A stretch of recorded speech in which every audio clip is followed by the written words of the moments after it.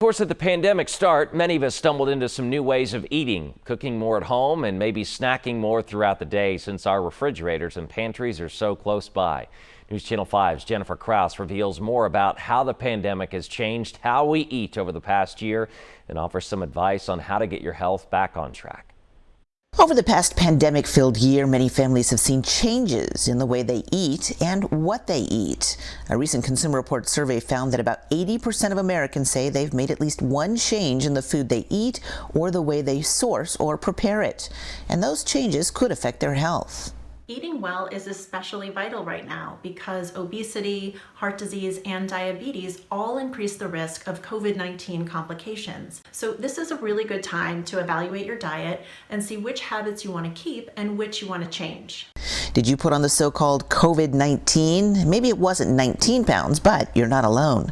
32% of people say they've gained weight since the start of the pandemic. When people have less structure in their day and more access to the kitchen, this can lead to more snacking and nibbling and weight gain.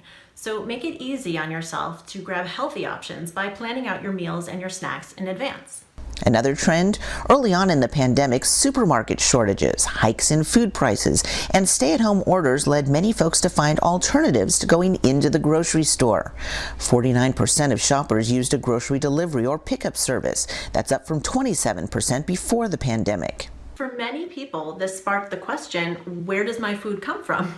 So many consumers started to search out local farm stands and community-supported agricultures, and many even started their own gardens.